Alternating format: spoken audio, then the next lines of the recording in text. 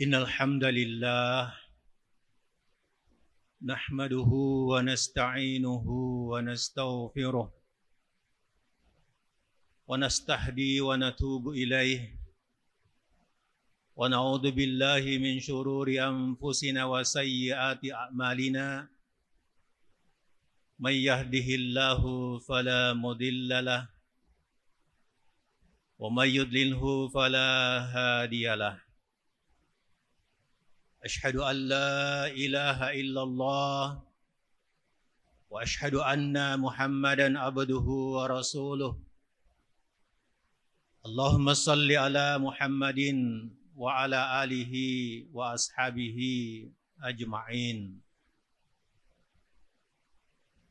Ya ayyuhalladzina amanu taqullaha haqqa tuqatih wa la tamutunna illa wa antum muslimun. Amma ba'du. Jamaah Jumat rahimakumullah, mengawali khutbah Jumat kali ini selaku khatib kembali mengajak kita semua untuk terus berusaha memperbaharui rasa syukur kita kepada Allah Subhanahu wa Ta'ala, dan juga terus berusaha meningkatkan iman dan takwa kita kepada Allah Subhanahu wa Ta'ala.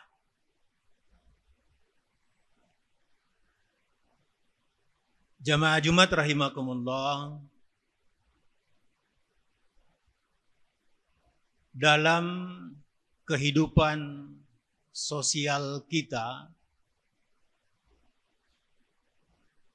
sering muncul pertanyaan terkait dengan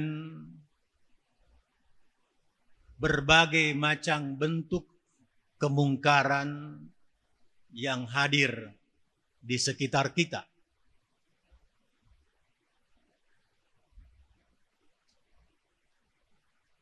Kemungkaran dalam dimensi politik, munculnya perilaku-perilaku Machiavelli, menghalalkan segala cara. Kehidupan berekonomi yang penuh dengan unsur-unsur ribawi, dan dampaknya dari aspek politik dan dari aspek ekonomi begitu sulitnya kehidupan ini. Dari sisi kemungkaran akidah, munculnya perilaku-perilaku sinkritisme. Dan dari sisi ibadah, munculnya perilaku-perilaku sekularisme. Dan tentu yang paling ganas di era digital ini adalah kemungkaran di media sosial.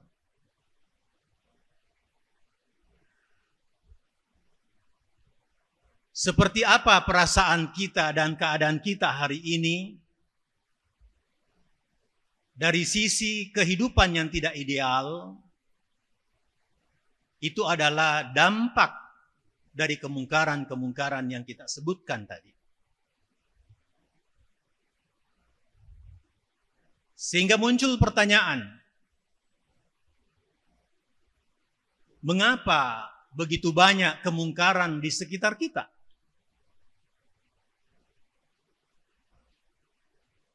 Maka kalau kita menggunakan filosofi amar ma'ruf nahi mungkar, maka jawabannya sangat sederhana.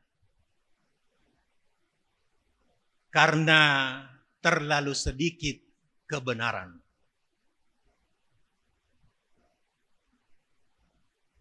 Mengapa? filosofi amar ma'ruf nahi mungkar dapat kita petik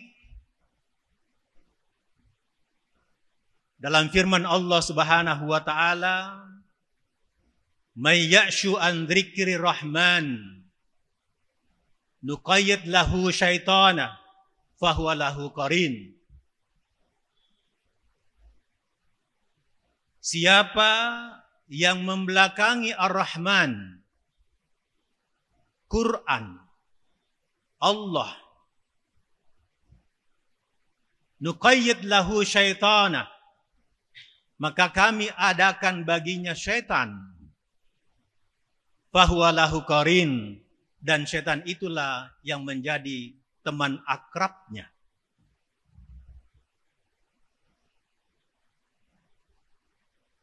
Ayat ini memberikan pemahaman kepada kita bahwa antara hak dan batil itu tidak ada ruang kosong.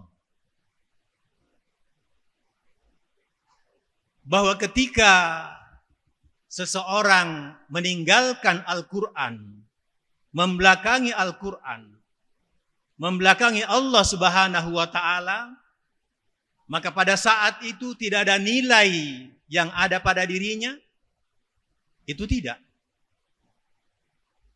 Tapi langsung tergantikan oleh kebatilan.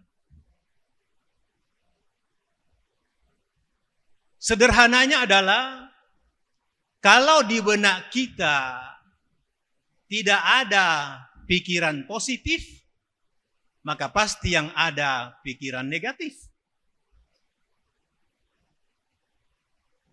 Semakin banyak pikiran positif di benak kita, semakin sedikit porsi pikiran negatif. Tidak ada ruang kosong. Sering saya mengilustrasikan sebotol air 600 mili. Kalau kita tuang air setengah, lalu saya bertanya kepada jamaah, berapa sisa air di botol itu? Sepakat kita menjawab, sisa 300 mili. Setengahnya tertuang. Tapi kalau pertanyaan saya, ketika saya tuang 300 mili isi botol itu, sisa berapa mili isinya botol itu? Ketika kita menjawab sisa 300, maka jawaban itu menjadi tidak tepat lagi. Karena pertanyaan saya bukan mempertanyakan sisa airnya. Yang saya tanyakan sisa isi botol itu. Maka jawaban yang benar adalah tetap 600 mili. Kenapa? Karena begitu kita tuang air sedikit demi sedikit sampai 300 mili, maka saat itu langsung tergantikan udara sebanyak yang tertuang. Ketika tertuang 300 mili, maka langsung digantikan udara 300 mili. Maka isi botol itu tetap 600 mili. Begitulah logika pertarungan hak dan yang batil. Jadi kalau ada pertanyaan, mengapa begitu banyak kemungkaran di sekitar saya? Jawabannya, karena terlalu sedikit kebenaran.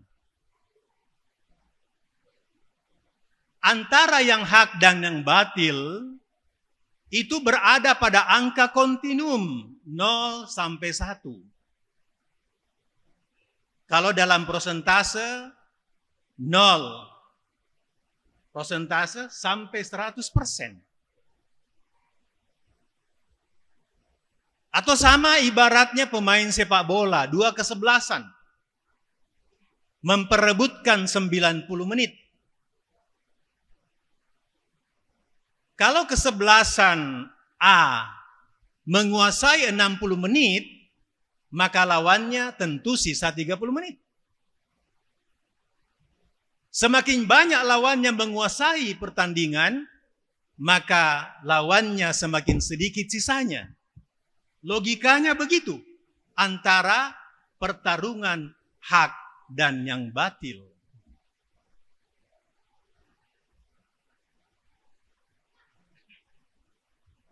Jamaah Jumat rahimakumullah. Itulah sebabnya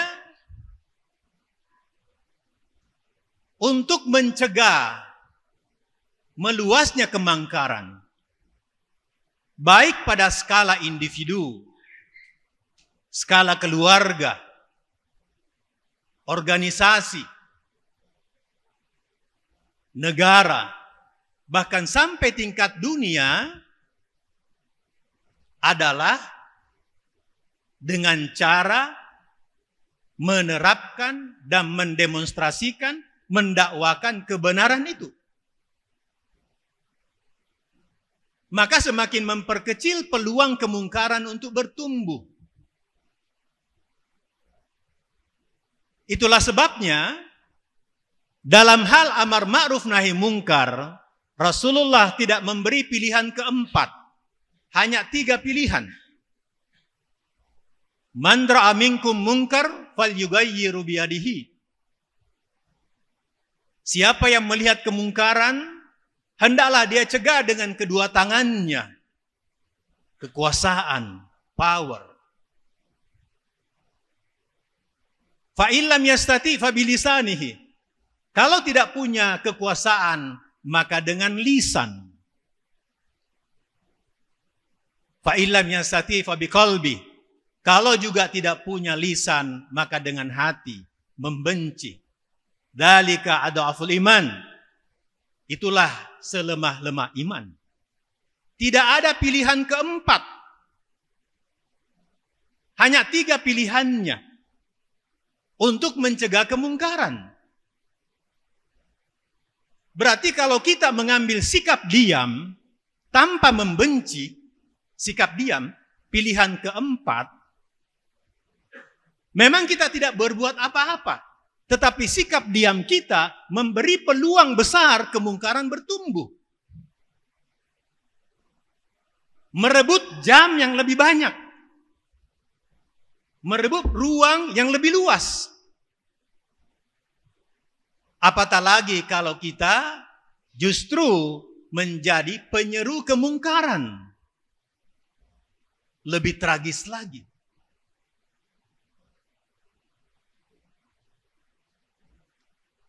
Jamaah Jumat rahimakumullah. Dari 3 pilihan ini menunjukkan kepada kita bahwa kedudukan kekuasaan itu begitu penting. Power itu memiliki posisi yang sangat strategis untuk menghentikan kemungkaran dan sekaligus memajukan kebenaran. Ilmuwan seperti saya, dosen, ustadz-ustadz, levelnya hanya sampai pada batas himbauan, ajakan, arahan. Belum punya daya paksa. Sementara menjalankan perintah Allah Subhanahu wa Ta'ala tidak cukup dengan arahan, himbauan, ajakan. Kadang-kadang butuh paksaan. Apalagi yang namanya kemungkaran. Menghentikan kemungkaran hanya dengan benci, naik sedikit levelnya, ajakan, himbauan, mungkin bisa berhenti pada kemungkaran-kemungkaran tertentu.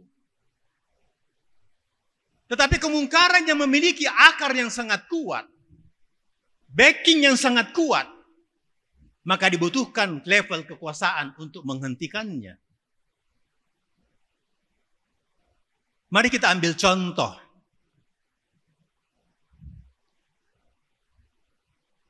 Zakat. Potensi zakat umat Islam per tahun menurut Basnas 380 triliun. Lalu berapa yang terkumpul setiap tahunnya? Hanya sekitar 10%.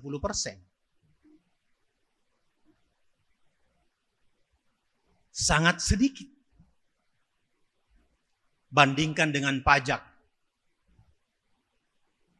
Penerimaan negara kita 2.000 triliun per tahun. Ini data 2020. 60% dari 2.000 triliun itu adalah dari pajak. Perbandingan antara pajak dengan zakat pincang sekali. Umat Islam lebih takut tidak bayar pajak ketimbang tidak bayar zakat. Kenapa? Karena pajak sudah punya daya paksa, punya daya rampas. Bagaimana amil? Amil hanya level himbauan, ajakan. Zakat bisa efektif terkumpul. Mungkin lebih dari 1.000 triliun per tahun. Kalau amil sudah punya kekuatan, power, daya rampas, daya paksa. Umat Islam takut kalau tidak bayar zakat. Ini hanya satu sisi. Karena pada dasarnya manusia itu bakhil. Kikir. Tapi di sisi yang lain tamak. Apalagi ketika di benaknya filosofi kehidupan yang ada adalah individualistik.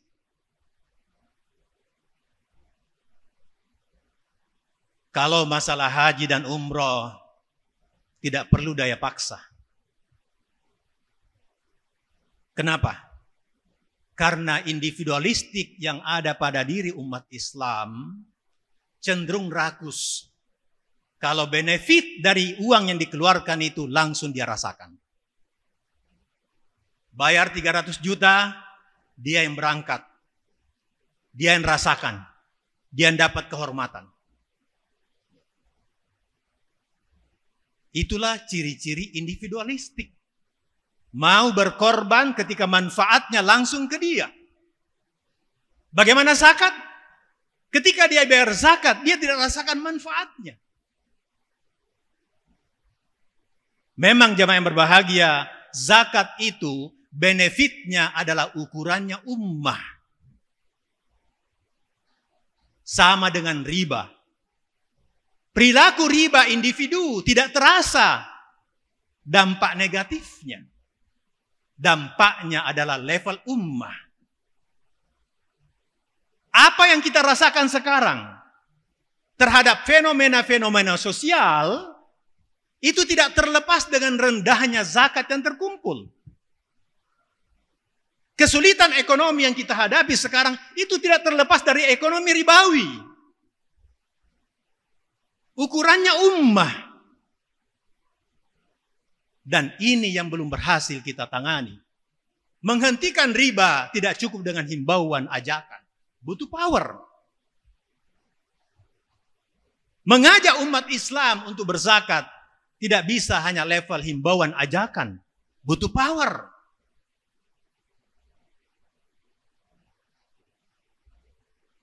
Salah satu tempat pelacuran terbesar di Indonesia. Konon terbesar se-Asia Tenggara. Itu serumah dengan gudangnya kiai di provinsi itu. Sanggup Pak Kiai menutupnya? Tidak sanggup. Lalu siapa yang menutupnya? Seorang perempuan di awal periode keduanya sebagai wali kota mampu menutup tempat pelacuran itu. Power yang bisa menutup pelacuran itu.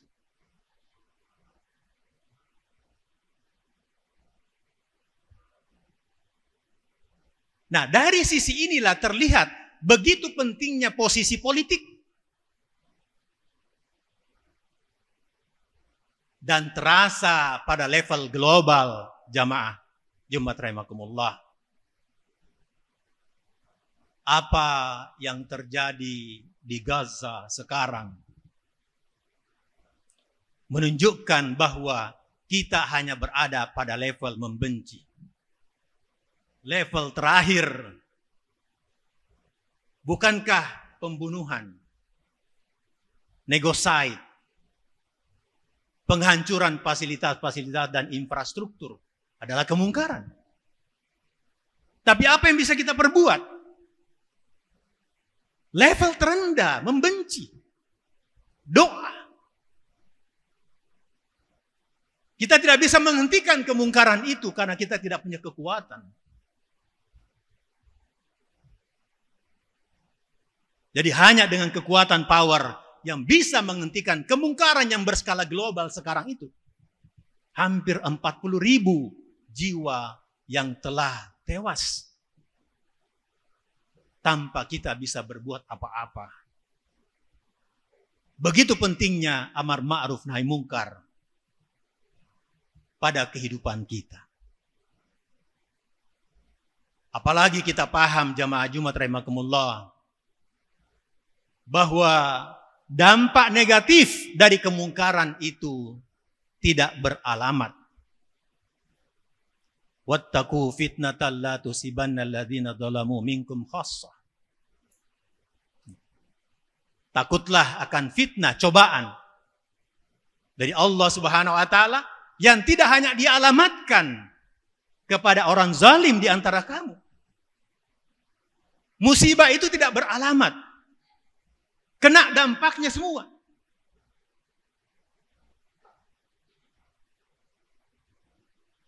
Pesan Rasulullah SAW, Ballighu anni walau ayah, mempertegas 3 pilihan tadi. Sampaikanlah dariku meskipun 1 ayat.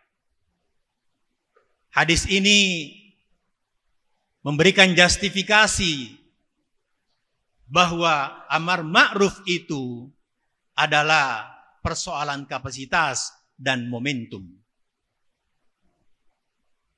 Momentum artinya gunakan setiap waktu untuk mengajak, menyeru kepada kebenaran.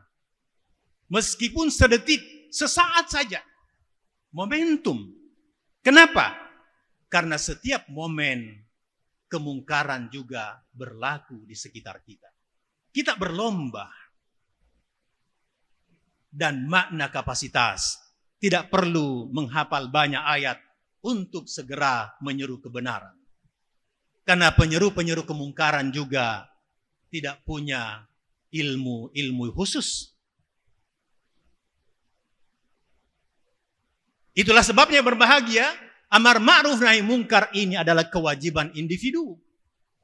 Dan tentu lebih baik, efektif dan efisien kalau dilakukan secara berjamaah. Karena lebih memiliki kekuatan dibanding berjalan sendiri-sendiri. Mudah-mudahan khutbah Jumat ini memberikan inspirasi bagi kita untuk tidak memilih pilihan keempat. Minimal pilihan ketiga. Dan tentu lebih baik lagi kalau kita bisa naik ke pilihan kedua. Dan kita berupaya pada momentum-momentum ke depan. Orang-orang yang naik menjadi pemimpin-pemimpin kita adalah orang-orang yang pro amar ma'ruf nahi mungkar. Maka itulah yang paling nikmat ketika sebagian ajaran Islam bisa kita jalankan dan sebagian kemungkaran yang tidak bisa dicegah dengan himbauan saja itu akan terselesaikan dengan sendirinya. Aqulu qouli hadza innahu huwal ghafurur rahim.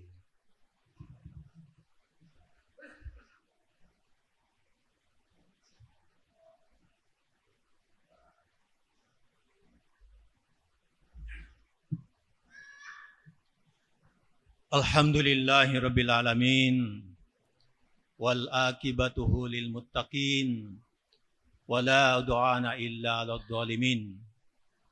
Asyhadu an la ilaha illallah wa asyhadu anna Muhammadan abduhu wa rasuluh. Allahumma salli ala Muhammadin وعلى آله وأصحابه أجمعين يا أيها الذين آمنوا اتقوا الله حق تقاته ولا تموتن إلا وأنتم مسلمون إن الله ملائكته يصلون على النبي يا أيها الذين آمنوا صلوا عليه وسلموا تسليما اللهم صل على محمد وعلى آله وأصحابه أجمعين يا حي يا قيوم يا ذا الجلال والإكرام اللهم اغفر للمسلمين والمسلمات والمؤمنين والمؤمنات الأحياء منهم والأموات إنك سميع قريب مجيب دعوات يا قاضي الحاجات ربنا لا تزغ قلوبنا بعد إذ هديتنا وهب لنا من لدنك رحمة إنك أنت الوهاب اللهم أرنا الحق حقا وارزقنا اتباعه وأرنا الباطل باطلا وارزقنا اجتنابه اللهم انصر مجاهدين والمستضعفين في فلسطين اللهم انصر مجاهدين والمستضعفين في غزة اللهم انصر مجاهدين والمستضعفين في كل مكان وفي كل زمان ربنا آتنا في الدنيا حسنة وفي الآخرة حسنة وقنا عذاب النار سبحانك اللهم بحمدك نشهد أن لا إله إلا أنت نستغفرك ونتوب إليك سبحان ربك رب العزة عما يصفون وسلام على المرسلين الحمد لله رب العالمين.